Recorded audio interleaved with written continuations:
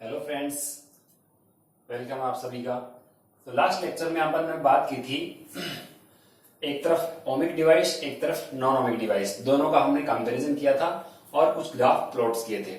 आज अपन एक टॉपिक है जो सीबीएसई का है या एनसीईआरटी की बुक में दे रखा है। ये इसमें लिमिटेशन दे रखी है ओम्स लॉ की। तो एक्चुअल में जो नॉन ओमिक डिवाइस है वो एक तरह से वो लिमिटेशन ही है ओम्स लॉ का।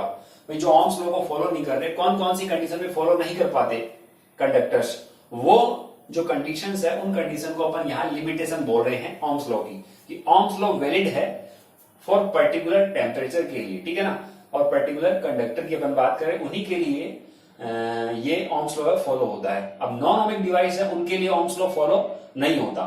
तो वो क्यों नहीं होता उसका अपन रीजन देख लेते हैं और कुछ ग्राफ है जो आपको ध्यान में रखने हैं। तो ये सीबीएसई का टॉपिक है, तो अपन यहाँ देखेंगे क्या क्या लिमिटेशन है फॉर नॉन ओमिक डिवाइसेस की। अपन बात कर रहे हैं तो 1 2 3 लिमिटेशन अपन यहां लिखेंगे। तो फर्स्ट क्या है, change in current is non linear with potential difference.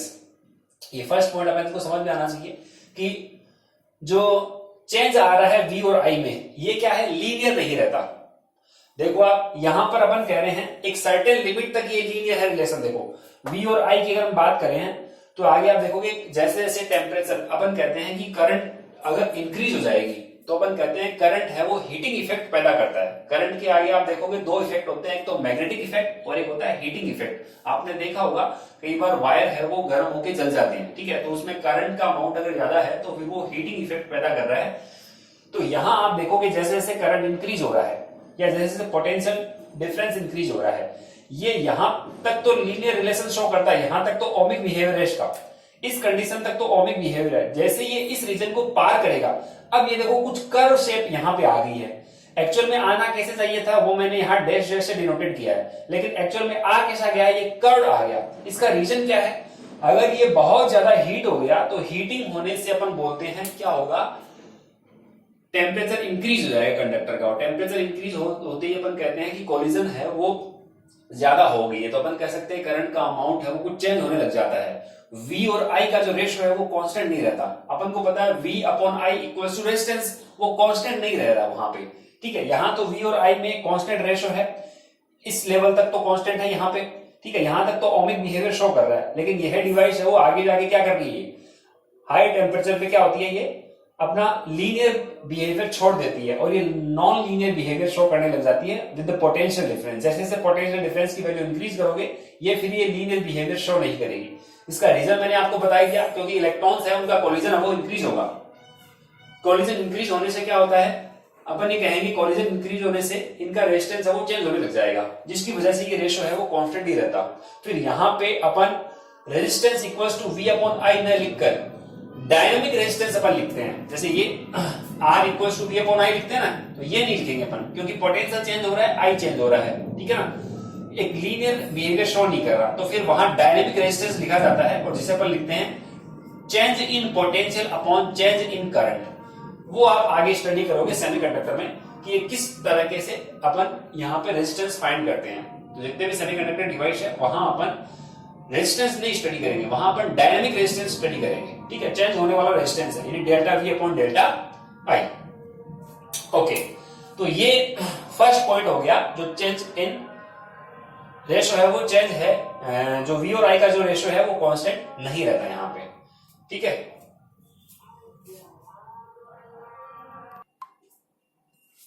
Okay, तो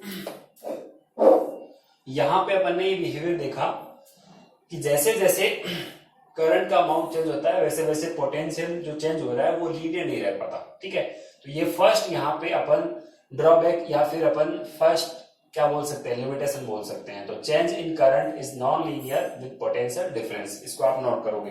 सेकंड देखना, सेकंड क्या है, change in current depends on the sign of potential difference. जो चेंज इन करंट, करंट में कितना चेंज आ रहा है पोटेंशियल डिफरेंस के साइन जो आप अप्लाई कर रहे हो पोटेंशियल डिफरेंस के साइन पे डिपेंड करेगा कि आपने उसको किस टाइप से कनेक्ट किया है, ठीक है। जैसे मान लो ये डायोड है, तो डायोड को आपने ऐसे कनेक्ट किया है या ऐसे कनेक्ट किया है बैटरी के साथ में, दोनों ही आगे आप स्टडी करोगे। जैसे कि डायोड होता है, ठीक है, और लास्ट लेक्चर में हमने स्टडी भी किया था, ये डायोड है, इसको P बोलेंगे, इसको N बोलेंगे, ठीक है। P को अगर पॉजिटिव से जोड़ दिया तो ये बोला जाता है फॉरवर्ड बायस। बायस का मीन होता है to apply voltage across the diode, वो बायसिंग कहलाती है उसकी। ये आप सभी कंडक्टर में डिटेल में स्टडी करोगे, ठीक है। तो ये फॉरवर्ड बायस बोला जाता है, ठीक है। और अगर मान लो यहाँ पे इसका जस्ट अपोजिट होता, ठीक है, तो यहाँ पे ये तो हमारा डायोड था, ये P वाला पोर्शन हो गया और ये N वाला हो गया, और इसको अगर मैं N को पॉजिटिव से कनेक्ट कर दूं तो ये रिवर्स बायस बोला जाता है, ठीक है। तो फॉरवर्ड बायस में करंट फ्लो होती है और रिवर्स बायस में बहुत ही स्मॉल माइक्रो एम्पियर की करंट वो फ्लो होती है। तो आप यहाँ दोनों ही ग्राफ देख रहे हो, ये फॉरवर्ड बायस है डायोड का, सेमीकंडक्टर डायोड का फॉरवर्ड बायस है, और फॉरवर्ड बायस में V और I के बीच में रिलेशन है वो लीनियर नहीं है। ये यहाँ पे अपन देख रहे हैं एक्सपोनेंशियली इंक्रीज हो रही है करंट, ठीक है। तो यहाँ ये मिली एम्पियर में करंट है फॉरवर्ड बायस में V और I के बीच में। जैसे रिवर्स बायस आया, रिवर्स बायस में अपन कहते हैं नेग्लिजिबल करंट है वो, स्मॉल करंट फ्लो होती है, ठीक है। तो यहाँ पर देखो ऑलमोस्ट जीरो थी, बाद में अपन कहते हैं कांस्टेंट हो जाती है, तो ये माइक्रो एम्पियर है। तो नीचे आप देखोगे ये माइक्रो एम्पियर में है, और ये रिवर्स बायस में इसलिए इसको हमने यहाँ पे थर्ड क्वाड्रेंट में प्लॉट किया है, और ये फॉरवर्ड बायस है, इसको फर्स्ट क्वाड्रेंट में हमने प्लॉट किया है, ठीक है। ये आगे आप डिटेल में देखोगे, आप तो फिलहाल इतना ही मानो कि यहाँ पर रिलेशन है, यानी चेंज हो रहा है करंट में, वो लीनियर नहीं है यहाँ पे, या यूं कह सकते हो पोटेंशियल डिफरेंस के साइन पे डिपेंड कर रहा है। चेंज वाला तो हमने यहाँ पे देख लिया, लीनियर है कि नॉन लीनियर वो तो हमने यहाँ देख लिया। यहाँ किसको देख रहे हैं अपन, पोटेंशियल डिफरेंस का साइन कैसा है। अब आप देखो यहाँ पे applied potential difference P positive को प्लस से कनेक्ट किया है, हायर पोटेंशियल को हायर पोटेंशियल से कनेक्ट किया है, लोअर पोटेंशियल को लोअर से कनेक्ट किया है, तो ये फॉरवर्ड बायस होता है। और अगर हायर पोटेंशियल को आपने नेगेटिव यानी N वाले टर्मिनल से कनेक्ट कर दिया तो फिर ये रिवर्स बायस बन जाएगा, और रिवर्स बायस में बहुत ही नेग्लिजिबल करंट है वो फ्लो होती है। तो ये ग्राफ आप देख सकते हो डिपेंडेंस इनकी।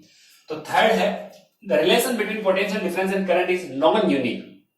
पोटेंशियल डिफरेंस और करंट के बीच में जो रिलेशन है वो यूनिक नहीं है। यूनिक नहीं है इसका मतलब अपन ये कह सकते हैं कि किसी एक पर्टिकुलर करंट की अगर हम बात करें कि करंट की वैल्यू फिक्स है, तो आप देखोगे यहाँ वोल्टेज की वैल्यू डिफरेंट डिफरेंट है, ठीक है। कैसे देखो, अपन देखें ये वाली करंट है, सपोज यहाँ ये करंट है, तो यहाँ पे करंट की वैल्यू सेम है, लेकिन इसके कॉरस्पॉन्डिंग पोटेंशियल ये है और इसके कॉरस्पॉन्डिंग पोटेंशियल ये है। तो ये आप देख सकते हो एक सेमीकंडक्टर है जिसे अपन कहते हैं गैलियम आर्सेनाइड। ये रहा गैलियम आर्सेनाइड, ये एक सेमीकंडक्टर होता है, ठीक है। तो वैसे तो ये कंपाउंड है गैलियम आर्सेनाइड, लेकिन ये अपन कह सकते हैं कि ये एक इनऑर्गेनिक सेमीकंडक्टर कंपाउंड है।